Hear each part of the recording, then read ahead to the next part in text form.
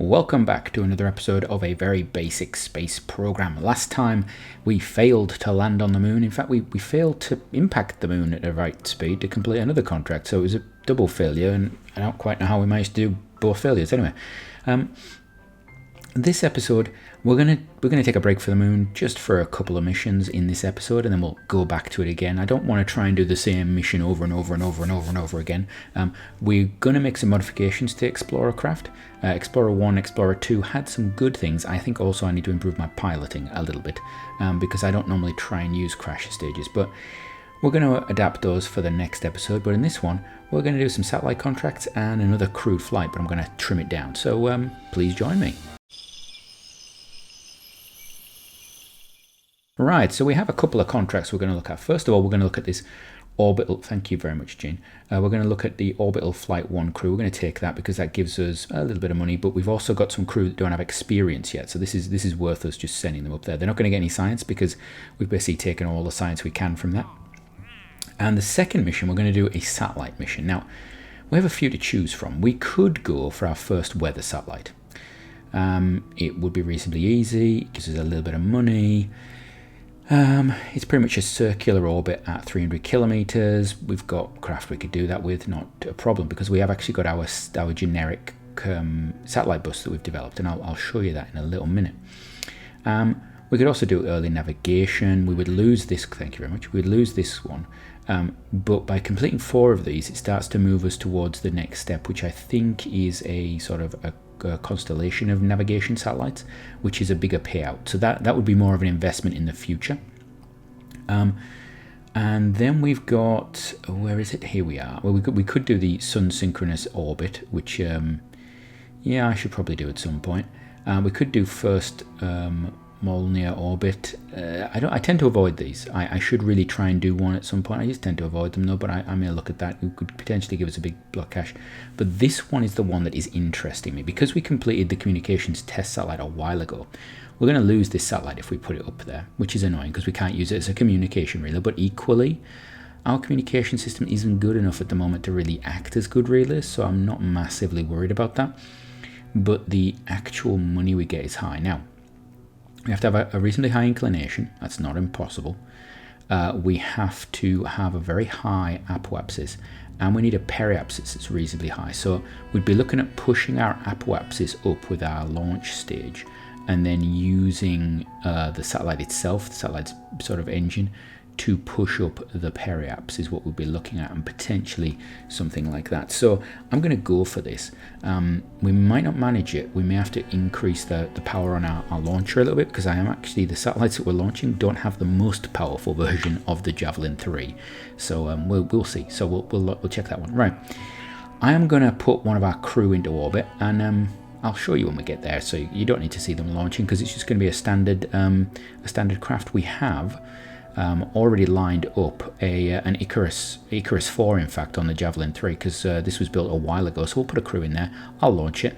I'll show you them up in orbit, making sure they're okay, and then we'll bring them back down, and then we'll get on with this satellite, and I can show you this satellite bus. So yeah, I'll probably see you in orbit. Alright, so here we are in orbit. I'll just bring up the information for you. So we're in a 350 by almost 200 kilometer orbit. We have Jeannie Lafevre on orbit. She's the rookie. She looks very happy right now, but she was terrified during launch. I was actually tempted to put the camera on, and you could actually see just how terrified she was. She must be okay now, though, that she's in orbit. So this is going to be a 22.5-hour orbit. We should have enough for that, I believe. Yeah, we've got loads of time and everything, so that should be fine. So what I'll just do is I'll run this forward until it's completed, and then I'll jump back and we'll go for re-entry, I think. Right, we are back, and we have basically just passed the time now. We are at the point where the mission is complete. You can pull this up and we can see orbital flight is complete. It's time to go, just as the sun is setting down now. It is time for us to return home, so we're going to set that off and get home. So what do we want to do? Right, well, we're just going to reorientate ourselves. We could use SAS. We're just going to use Smart SAS, put it on there, get the thing turned on, turn us into normal speed first of all. We'll get the RCS just to turn us around. And we're just going to use again the RSS on this. Now, we sent up the old Javelin 3 combo. We could have sent up the Javelin 4 with the Mercury capsule with its little service module, and it actually would have probably been more than overkill for this. So we're going to just see what happens. We're just going to fire it off and take it down out of orbit. So there we go. We've got no ignitions obviously left on this engine. We can just shut it down for ease of annoyance. Now, before we start doing that, we don't want to do this at the wrong point, do we? Because we would really like to come down. I'd really like to come down about here, from here to come down there. So we should have enough. And this is something you want to take into account. Yeah, we've got 4 hours. That's fine. You want to take into account if you're using RCS on your upper stage like we have limited RCS. So we actually want to do the burn at apoapsis because we want to bring our periapsis down. So we're going to go around to apoapsis. So that's going to give us the batteries are getting a lot. That's very nice, but I don't need to worry about that. The batteries, I think that's a 10% warning or something, which basically for us is a number of hours.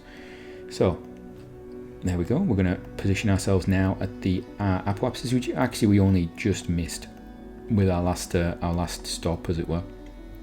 So that's annoying. Retrograde, RCS is on. There we go, and then we just fire that, and now we'll see that our periapsis is just going to drop. And we could actually just speed that up a little bit. There we go. And as long as we get this thing into the atmosphere, it's going to be fine. I just need to check actually what's our storage. Yeah, we've got a reasonable amount of HTP on here, but particularly if you're going from that high apoapsis there, that 350, that will be eaten away very quickly because this is actually a very heavy craft. If we just put a little service module on it, it'd probably be a much more suitable craft for this sort of thing. And again, the only reason we're using this is actually because we've got them. We built them in the past. I haven't used them. So these one-man missions, it's actually worth doing. And you can do that. You can, if you, particularly when you start to get 2 build queues, if you're just taking your time, doing a mission at a time, and you've, for example, completed crewed orbit and things like that, and you've got some craft left over, don't just scrap them. There's always some sort of use for them. So we're going to just pull that down. You can see actually we're only just going to make what we wanted there, isn't it? So I want to drop it down to maybe about 50. We're not too worried. She's got a reasonably good G tolerance. We'll wait to there, and then I want a little bit of HTP left just for orientation when we come back through the atmosphere. So we'll just speed this forward. There we go. It should be coming around to the lightish side now. And there we go. It's now going to orientate itself for us, and as it does that, we're going to decouple. Thank you very much. What's my batteries like? They should be okay. I forgot to check them. They should be more than enough for it to get us down. And then I want to arm that RCS. We're going to turn this on. Let's have a look. Where's my thing? Get rid of that. We want to actually have the RCS on this turned on. Where are we? RCS enabled. There we go. We're going to put this onto surface now. There we go. Surface negative. We're going to make sure the RCS is turned on here. Let's have a look. It should be, but I'm not entirely sure. Oh, parachute is now deployed. That's problematic. Fire those up. Right. So we should have roll control. We should have everything. I'm a little concerned that our drogue chute will try and deploy itself, but let's disarm it and then arm it again. That's probably the best way to do it, just in case. So now, because we waited until I was spinning, it's going to be well away from us, and we can just speed through the atmosphere now at our leisure. We'll let the RCS just control us a bit because, well, we're not in too much of a worry with it, and get ourselves down there. We've got our parachutes are armed. We've got a spare chute on there. Okay, hopefully we won't need that. This is okay, and so it's just a case of getting down out of the atmosphere now. So I won't make you watch all of the descent. I will probably just let it run on. And next we're going to come back and we're going to be having a looking at the satellite contracts. And I can actually say this now while this is coming down. So we did a little satellite test contract a while ago, and I've taken that craft and basically we put its satellite payload at the top. I've actually taken that out. I've moved the RCS ports onto the avionics unit, and the avionics unit is now at the top. And then we've put, and then there is a reason for that, and then we've put basically a a service module in the middle, and the service module can hold about 250 litres, which should give us the ability to hold most payloads for the simple sort of satellite around Earth missions at the moment. The reason I rearranged the RCS ports and things like that is primarily because it means we can increase that middle service module its size without actually impacting where our RCS is and things like that. So that's the main reason why we did it, just to basically make that a little easier.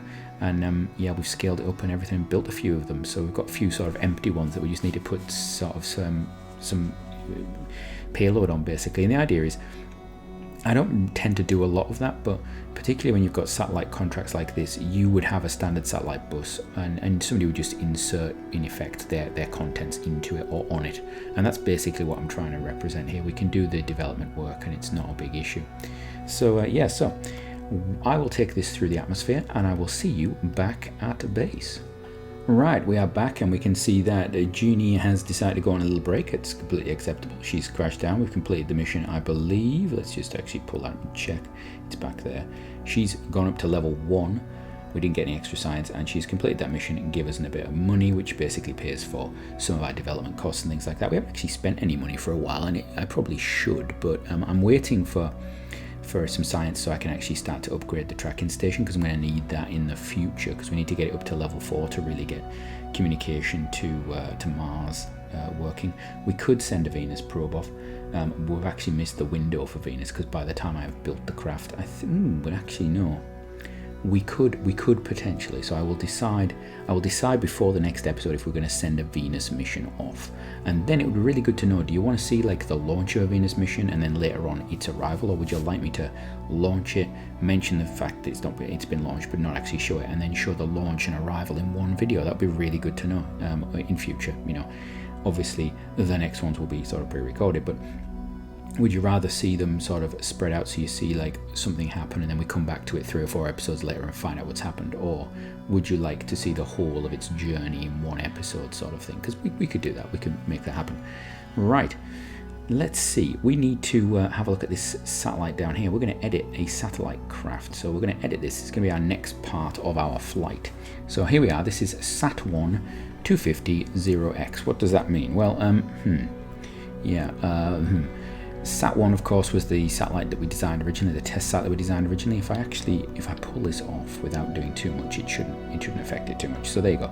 So you can see we've got our little fuel tank there. We've got our avionics on the top there. We've got our roll control forward, backwards, and we've got our our pitch yaw on the sides there, and we've got forward, backwards, fore, aft there as well. So there you go. That's that craft setup. And then this section in the middle is basically a service module, which is interestingly service module 2, because we obviously got service module 3 recently with some tech, and I haven't put it in there. So let's see, what do we need to put in there? Let's have a look at the contract. We need to have, so this is already built. You can see I've taken that fairing off and it's dropped that a bit, but it should go up when I put the fairing back on. We need to build, we need to put on, let's have a look. How much do we need? 140 units of ComSat payload. So we're going to right click on that. We already have. Tank UI. Scroll down to the bottom. Because it's service module, we can put this in. So it's ComSat payload. Add it. I don't need 250. I need, how much do I need? 140. So let's make it 141. Just, 140. If it's wrong, it's wrong. Update that. You can see we've got some extra space. We could put some extra fuel on there if we wanted. And I am actually tempted to do that. Yeah, we could actually put HTP on board. What would that do for it? What would that do for it? Because if we're using this stage to put it up, this is going to give it a big punch, and then this is more than enough, I think, to circularize. That is interesting. That's something to think about in the future. If this doesn't work, we could actually put some more fuel on board it and push it that way. But we'll leave it as it is at the moment. Like that, and you can see it's actually had almost 0 impact on its build time. So there we go, pop that back on and it's back to 100%. Wonderful. And you can see we just check everything, got those engines, that's going to go, that's going to fire the casters. Then we've got, now to show you, just so you know, we do have some separation motors added to the casters, and I should probably do this with, I've noticed without a lot of our craft it would be just helpful to have them on. And then we've got that going, and then when that's gone, we've got that engine lighting, and we've got all the RCS and stuff like that for that, and then with that decouple, and we've got all these going. Okay, so that looks wonderful. We can rename this, because this is now C140. So you see, this second number here I'm using to tell me what is the capacity, what is the storage that that satellite can have. It can have up to 250 litres, and we can say that it's actually got comm satellite 140 litres. It's just a nice way of me knowing the what I've actually got on board, as it were. And of course, the first bit here will change as we evolve that satellite a little bit. So we're going to save the edits, and we'll probably go and launch it. So because we had 0% change, instead of having to check down here and move it up the build queue for like 3 seconds or something that you sometimes get, because it was almost in effect 0 change, it just goes, yeah, you're fine. And we can roll this out straight away. I don't think, yeah, we can't put it out onto the 60 pad, which is annoying, but we put it on the 150. It's going to take a day to roll out. We'll roll it out, and then we'll launch it, I think. We have the sun coming up. It's very nice. You can see actually the launch craft only has 2 casters on. That's what I've gone for, just to make it cheaper really, and a little bit quicker for everything. We can get this on. Let's see, we want it on surface. There we go. We can actually pull that down to there because we don't have any crew on board. Press T, get to there. Now, our current inclination, let's have a look, is 28. We actually need to launch inclined a little bit. Let's get the data up on this mission so we can actually have a look at it. So it needs to be above 37 degrees. It needs a periapsis above 900 kilometers, and needs an apoapsis between 5,000 and 9,000 is what we're pretty much looking at. So I don't mind launching high. That's the first thing, because my periaps has to be high anyway, so that's not a big issue. And I don't mind running the engines on once we actually get orbit, because I want to try and get to that. So what I'm thinking is, instead of going at 90, I think we're gonna drop this down to, I don't know, 45. 45 seems a lot, but you know what? Let's do that. Let's do 45 or 50. 45 or 50. Yeah, let's do 50. That might give me the required one. I could actually put it into a program. I've got a little spreadsheet that will actually calculate these sorts of things. I could do that. I'm not going to. Right, so again, this is a Javelin 3. We're not using a Javelin 4 for this, so that's good. And we're just ready to go. So let's launch. Get the engines going. Got an interesting little side there, and then off we go. And of course, with this we get this nice thrust off the pad because of those caster boosters. It's actually more civilized, shall we say, than the sort of 4 and 6 that we have on some of the other launch vehicles. And then we can just start tilting over. It means that we start to get moving. And I had an interesting question actually about, you know, how do you know the solids are the right solids and things like that? How do you go about choosing the right number of solids? It's really up to you. I sometimes think somebody was asking about sounding rockets and in the British series, and actually solids on sounding rockets, and you know how useful they are and when you should get rid of them and things like that. I actually like them for particularly this, because this LR79, the early versions, when you've got a lot of fuel, if you don't have any auxiliary engines with it, it can burn a reasonably long time, and it can actually carry a lot of mass, but it doesn't have the thrust early on to really look after you. And so I sometimes think it's actually worth doing this. It's actually worth sort of putting that extra boost, because it gets you moving, and once you get moving and you're just adding to it, you know, every 100 meters per second that you're going faster is a little bit better for you. So I'm not too worried about that. I think it probably helps quite a lot. So we're actually down too quick. I've gone way too quick. I got carried away because I'm so used to the high thrust boosters we got. So we'll just pull it back up to about 50. Again, this launch shouldn't be a major issue actually. We could actually hold it at this angle for a while. Pull it down a bit. There we go. We're a little bit ahead of our turn, but I'm not too worried. We're going to pull this down now, and I'm going to pop it down to about 30, and we'll just run it at 30. Again, we don't have to be too accurate with this launch, primarily because we want to get high. We want to get, that sounds terrible, no, we want to get a high loft, because we want that high periaps to start. It's going to save us some thrust on that upper sort of satellite anyway, just in case we're lacking it. But also, we're going for this big one anyway, and we could go really tight to the Earth and then aim to get as much bang for our bucks from the Oberth effect to try and get this with this second stage of ours. But I think we should actually have more than enough for it. Actually, looking at this, I think we're going to have. I think we should be able to get to that altitude. If we can't, it'll be quite interesting in my mind. So there we go. I'm just pop this down to 15. I think is where I want it. I'm just going to keep burning like this now. I'm just going to. We can actually speed it up. Let's just get the speed up. There we go. Get it close. Then we're going to do switch over. There we go. Fire that engine. Off we are. There we are. Wonderful. And you can see the craft is on its way now. And I'm going to just sit here and leave it. I could fiddle with it. Our inclination is well more than it needs to be, so I've actually overestimated that quite considerably. I could actually pull this down, and what I can actually do is just keep an eye on this, and you can see there we go.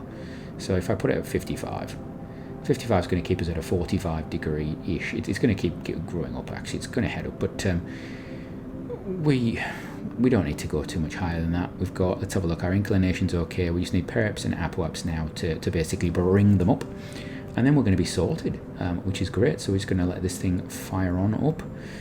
The only issue we've got is if we start to fall back down to the atmosphere, but we've got enough time to not really worry about that. 140 there, burn time of 2 minutes 20, but we've got a very high apoaps already, so we're going to come back to it. It's going to come back to us at some point. We just need to keep an eye out for those. Is pretty much it. So we could actually just go even faster. We could be just offensively fast now. This is not what you should really do, and I'll probably end up ruining this. I'll probably find out I've messed up at some point. I'll go, oh no, what have I done? We have solar panels on this. Technically, I don't think you need to have solar panels on it. I've put them on primarily so the satellite is actually usable afterwards, just in case it can act as a relay of some sort.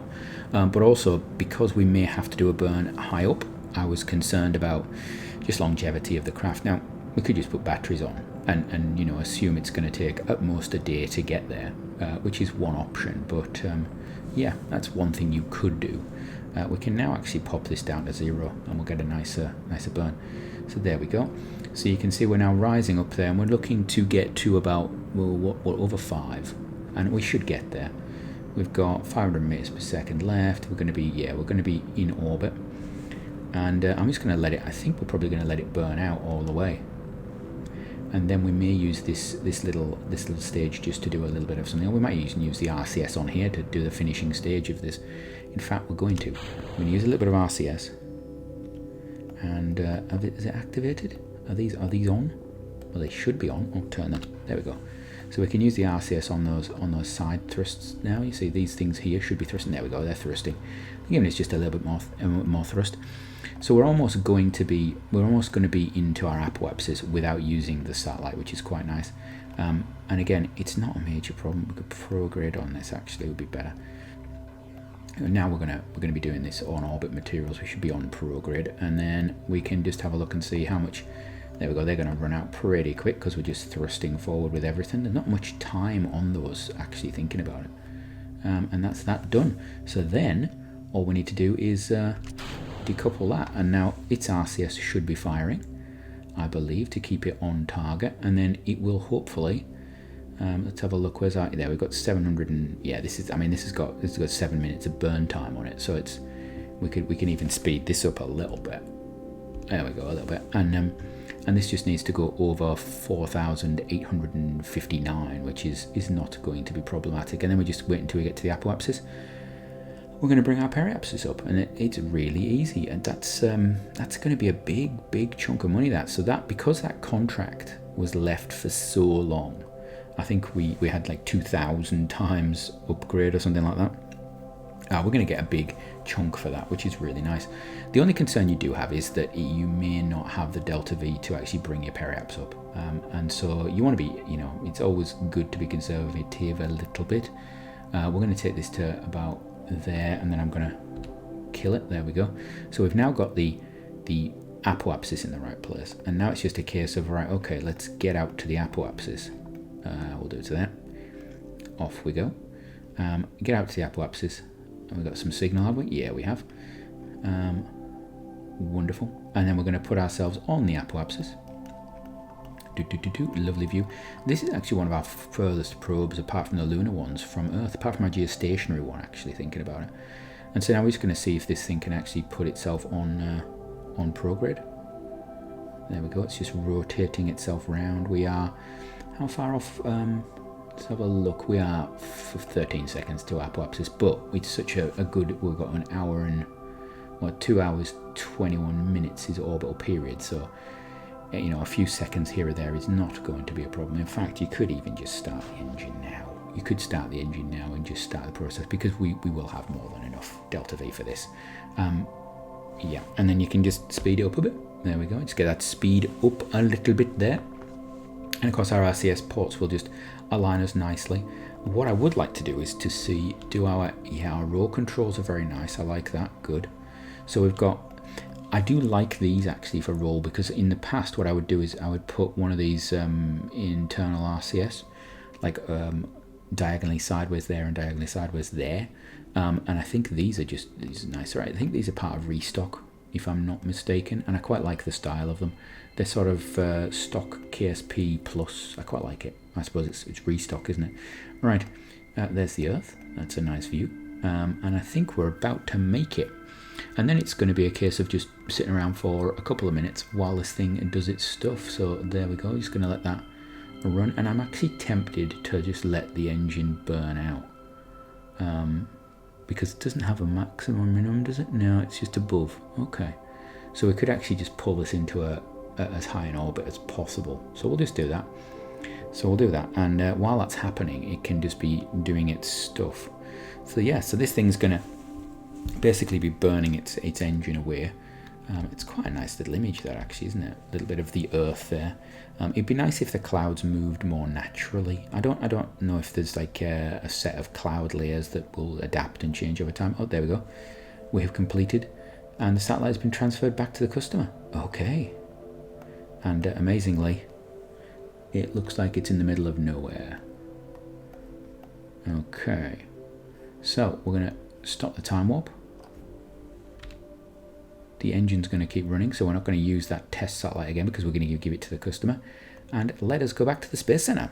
Right, we are back at the Space Center, and we have made 120,000 credits, or whatever you want to call them, dollars, pounds, root symbols. I wish they'd just give it a sort of standard currency symbol. It'd be much easier. I wonder if actually RP-1 could mod that. Just put a little thing over the top to change it. I don't know. So they've got that complete. Next time, I think we're going to be looking at Explorer 3 trying to actually land on the moon. At some point, I'm going to have to send just an impactor, so we may actually just use Explorer 3 as an impactor if it looks as though it's going wrong, or if there's any problems. I will see. And we also, I think we might try and put something to Venus or Mars. I don't really want to send something just yet because this tech is still underway, but I could send a sort of underdeveloped one to Venus and then uprate it with that new tech to Mars. So, from me, until next time, have a great one.